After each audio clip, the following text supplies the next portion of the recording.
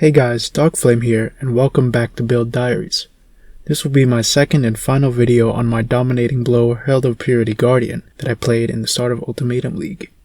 Of course, the path of building will be in the description and will be updated after every patch. We have a lot to cover, so let's jump right into the video. Although I was happy with my league start with Dominating Blow, I wanted to turn my character into a monster tank while still putting out good DPS.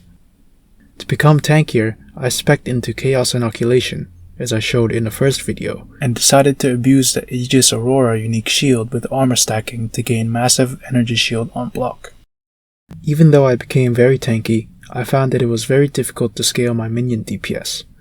This was when I discovered that people would swap out of Dominating Blow and use Herald of Purity as their main minion skill, and use Cyclone to support the minion's damage. When swapping to Herald of Purity, we can have anywhere from 3 million all the way up to 7 million Shaper DPS with the correct setup. A simple weapon swap will prepare us for tough boss encounters or smooth mapping. These two changes alone allowed me to reach level 99 without any special effort and do all content besides very juicy Maven invitations without dying. Let's go over how you can do the same with a range of budgets. The gear and passive tree reshuffle that I will discuss later will be required to transition from a life-based character into an energy shield-based character. You can still use Dominating Blow as you farm more currency, and you can continue to play with the skill and scale it up, but I switched out of it for various reasons. In the description is a guide on how to scale your Dominating Blow as an energy shield-based character.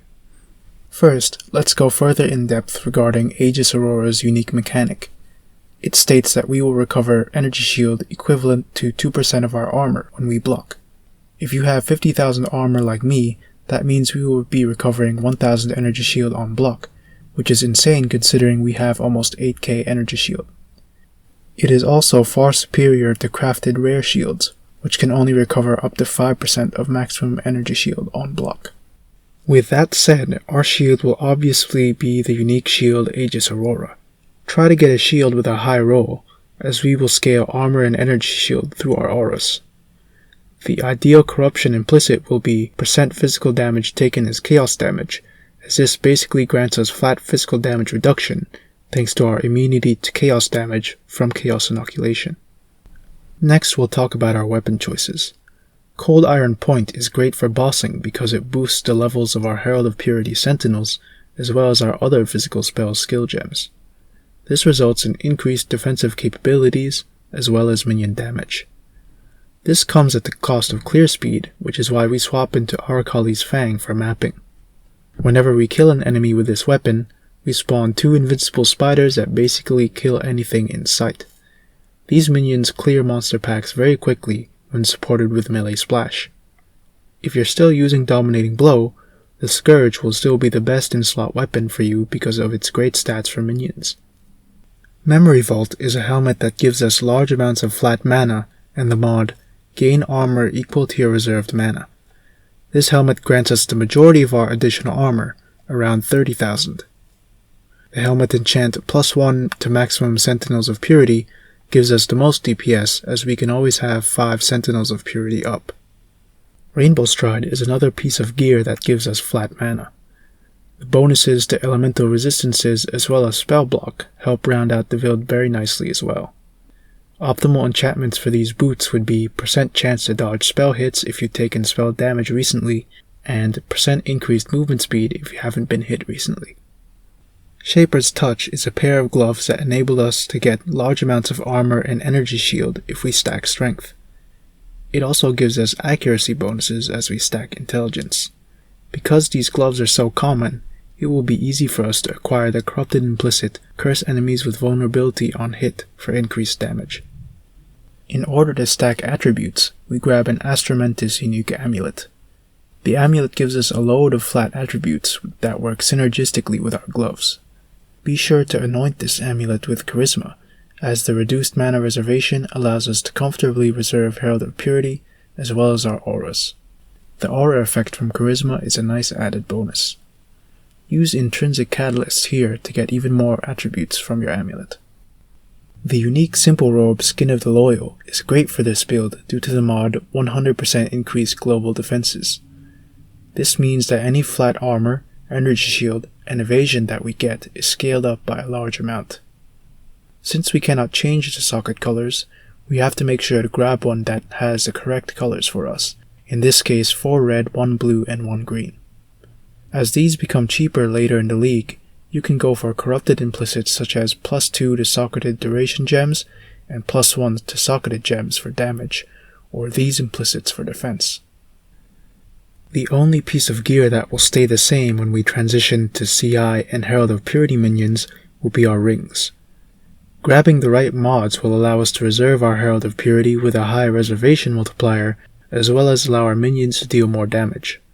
The best synthesized implicit stats here would be resists and % increased strength, but you can settle for any implicits as long as you get the Herald of Purity mods shown here. I use rings with reduced reflected damage taken implicits to ensure that I can do Uberatsiri and reflect maps when combined with the Soul of Yugo minor Pantheon. It's best to use tempering catalysts on these rings to boost the flat armor that they grant us. Lastly, for our belt, we want to prioritize covering our resistances. Once you do that, you can aim for stats such as armor, energy shield, and mana like I have here. This particular belt cost me 5 Exalt, 1 for the base, and 4 for a fire augment through harvest. As I discussed earlier, we will be swapping to Herald of Purity as our main damage skill instead of Dominating Blow, as you get more currency. I personally made this decision because I found the Cyclone playstyle much smoother and faster than the Dominating Blow playstyle. We spend less time in one place and more time moving around, increasing our mobility, survivability, and clear speed. The way Herald of Purity works is that it spawns a Sentinel of Purity whenever we kill an enemy, which is then heavily buffed because of the way we set it up. We also have a chance of spawning a Sentinel whenever we hit a rare or unique enemy. These two mechanics combined make sure that we can have the maximum amount of Sentinels up as long as we are killing or hitting powerful enemies. Our Herald of Purity comes in 2 main setups.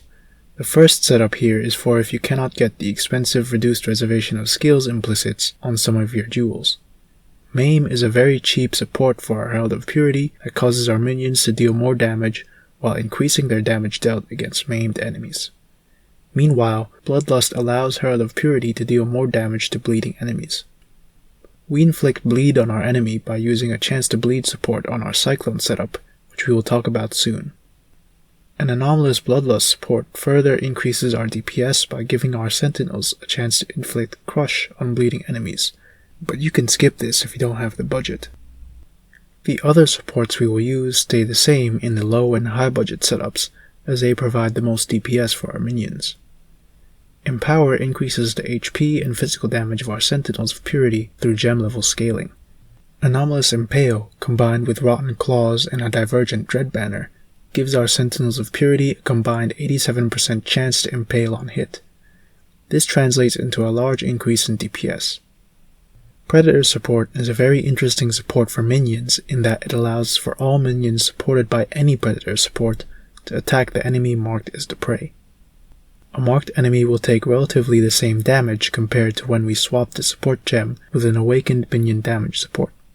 Because of this, I favored using the Predator support as it allows me to focus down tanky enemies as needed. In the high budget setup, we switch our Bloodlust and Maim supports for Brutality and Multi-Strike. Switching to this setup will also cause us to support Cyclone with Maim instead of Chance to Bleed, in order to retain our damage bonus against maimed enemies. To scale minion damage even higher, go for a Divergent Multi-Strike or Awaken versions of these 2 skill gems depending on your budget. Keep in mind that because the mana multipliers for Brutality and Multi-Strike are so high, you will need to get a total of 5% reduced reservation of skills on your jewels before you can use both support gems. Next we will talk about our Cyclone setup, which we have already touched upon slightly. Supporting Cyclone will be Fortify and Culling Strike. Fortify reduces your damage taken from hits, while Culling Strike causes you to kill enemies that you hit when they are at 10% HP or less. Anomalous Fortify is a small boost to defense, but ultimately not necessary. In a cast when damage taken setup, we have Molten Shell and a Summon Holy Relic with a Feeding Frenzy support. This allows us to maintain a number of buffs: Energy Shield regen, Feeding Frenzy, and a big boost to defenses when needed. Keep in mind a divergent cast when damage taken gem can be expensive, so the budget setup uses a divergent or superior cast when stunned support to get similar uptime on your buffs. We make effective use of several auras in this build. Determination gives us a more multiplier on our armor, Discipline gives us flat energy shield, and Dread Banner reduces the accuracy of nearby enemies, as well as giving our minions up to a 25% chance to impale enemies on hit.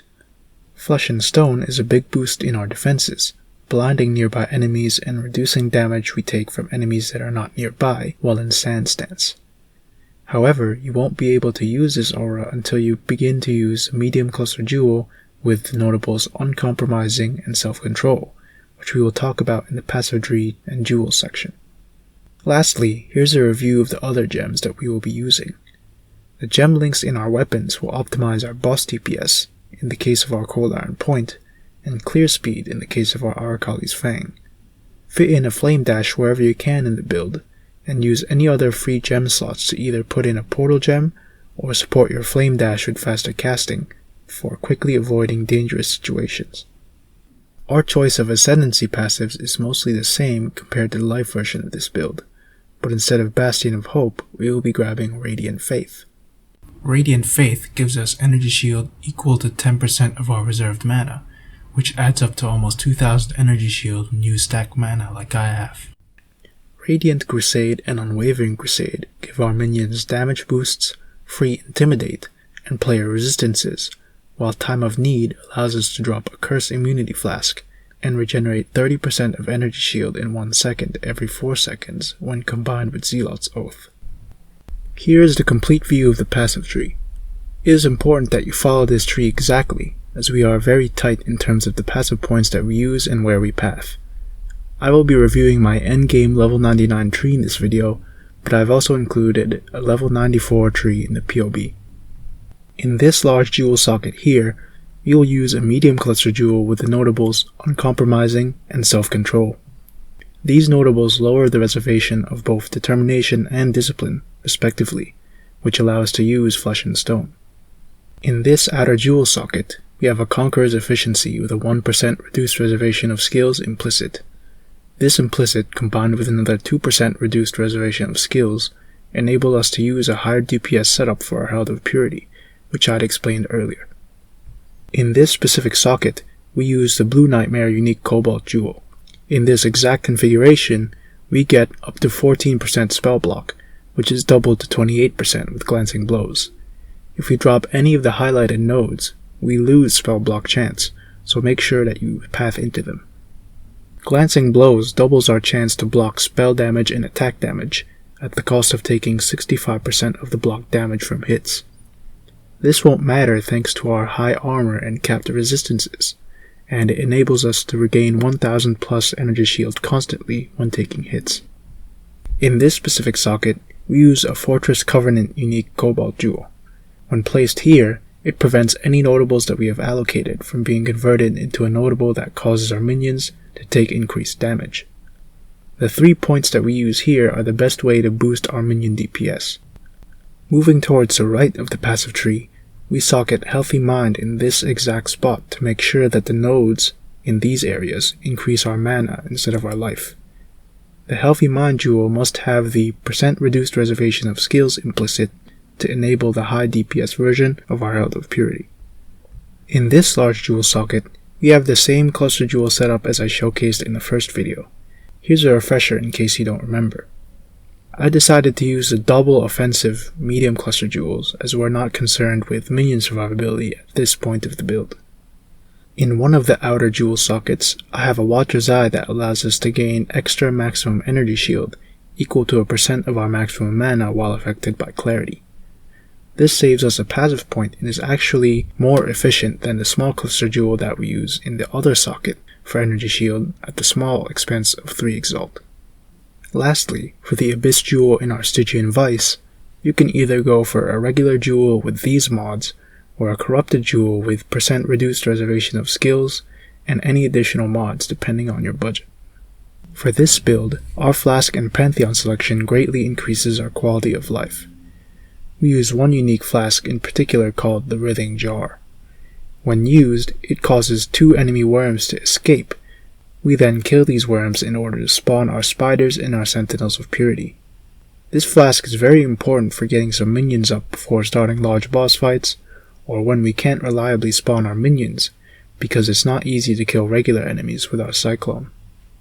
The rest of the flasks are generic and mostly interchangeable. Just make sure to get freeze, ignite, and bleed immunity on them, as these ailments are what will most likely cause us to get killed. These are the flasks that I used. Our major Pantheon power will be the Soul of the Brine King, which prevents us from being stunned if we've been stunned or blocked a stunning hit recently. This power allows us to prevent being stun locked to death, as we do not gain stun immunity anywhere else. It also synergizes well with any cast when stunned setups you may be using. Our minor Pantheon power selection depends on what you will be doing. Most of the time, I use the Soul of Rislatha, as it allows us to gain flask charges for our Writhing Jar if we haven't used it recently. The Soul of Yugal Pantheon power, when combined with Reflect immunity implicits on your Circle of Guilt rings, makes this build Ubratsuri viable as well as able to run Reflect maps. As I mentioned before, this build is the strongest build I've played defensively, thanks to armor stacking and massive energy shield on block. However, the clear speed is not top tier and is actually not good for certain mechanics, such as Blight encounters, Legion encounters, and Blighted maps.